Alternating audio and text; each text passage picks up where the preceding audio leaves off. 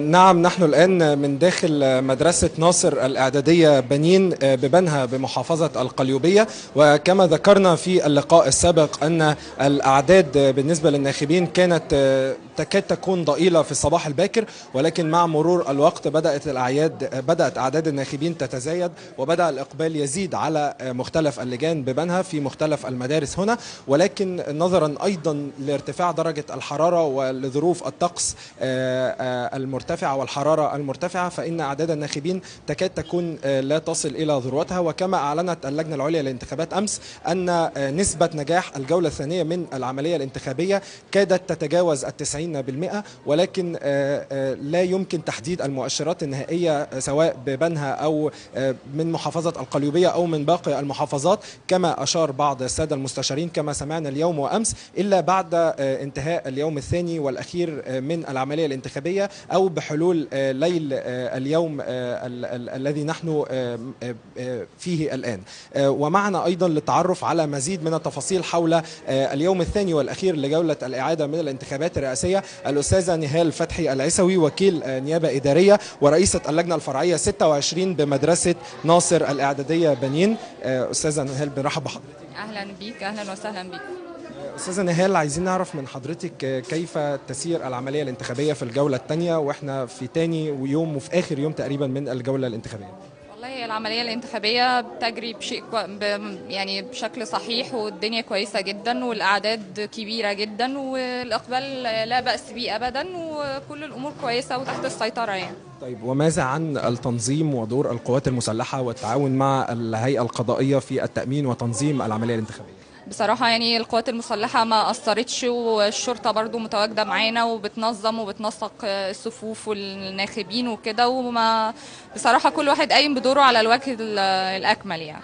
طيب أستاذة نهال، حتى الآن لم تظهر أي بوادر أو مؤشرات لحصول إحدى المرشحين عن الآخر بنسبة أعلى؟ لا، ما نقدرش نحدد دلوقتي خالص، لسه اليوم طويل ولسه في فترات بتتخللها ازدحام أكتر من فترات تانية، فما نقدرش نحسم مسألة زي كده دلوقتي خالص. في الفرز هيبقى الأمور واضحة أكتر. وشايفة الإقبال النهاردة بتقارنيه إزاي بالإقبال امبارح، وجولة الإعادة بصفة عامة بتقارنيها إزاي بالجولة الأولى من الانتخابات؟ الجولة الأولى بتاعة الانتخابات كان الإقبال كان كبير جدا، وبرضه ستيل الجولة الثانية في الانتخابات الإقبال بيزيد أكتر وأكتر، ويعني اليوم الثاني ما فرقش كتير عن اليوم الأولاني، يمكن برضه زاد سنة بسيطة، لكن برضه لسه اليوم طويل، والزيادة يعني الأعداد هتزيد أكتر وأكتر. وامبارح الأعداد كانت لا بأس بيها برضه، كانت طول الوقت يعني في تزاحم شديد رغم ان درجة الحرارة كانت عالية جدا يعني.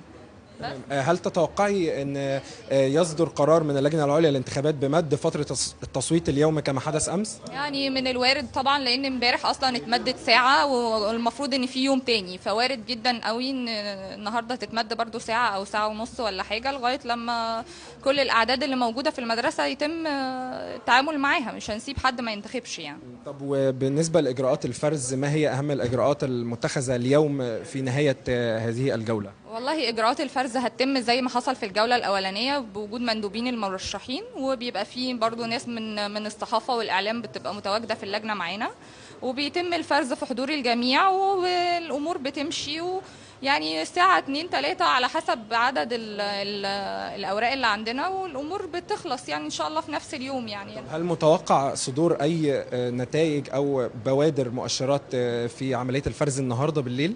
عملية الفرز هي بتبين، بس برضو ما تقدرش تحكم، لأن يعني ده بتبقى نتيجة لجنة واحدة، لسه في لجان تانية حوالينا في مدارس حوالينا وكده، فما نقدرش نحدد ايه النتيجة النهائية، لكن طبعا ده هيبان في اللجنة العامة إن شاء الله يعني. أستاذة نهال العيسوي رئيسة اللجنة، شكرا لحضرتك. ميرسي جدا. مشاهدينا الأعزاء، ومعنا أيضا الآن أحد المندوبات عن المرشحين الرئاسيين. برحب بحضرتك. أهلا بحضرتك.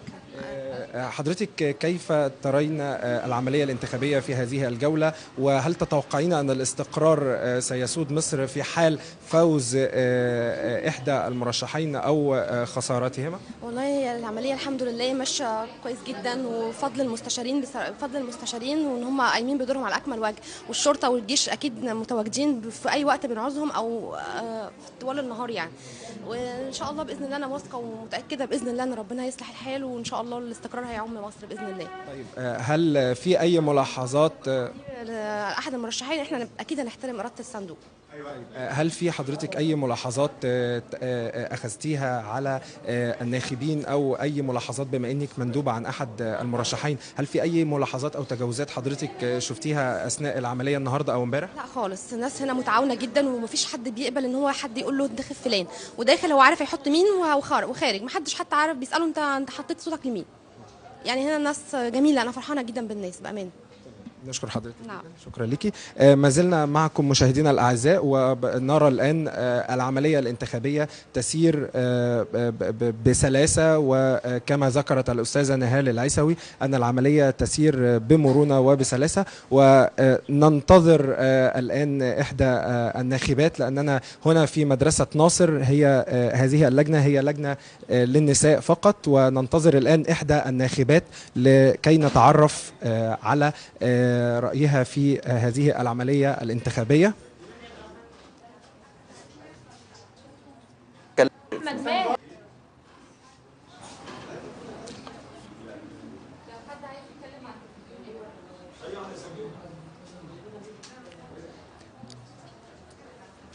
نظرا لأن توقفت العملية الآن لمدة دقيقة، فنعود للاستوديو مرة أخرى، وما زلنا معكم في تغطياتنا المستمرة من جميع محافظات مصر لنرى سويا كيف تسير العملية الانتخابية في ثاني وأواخر أيام جولة الإعادة من الانتخابات الرئاسية. شكرا لحسن متابعتكم، ونعود للاستوديو مرة أخرى.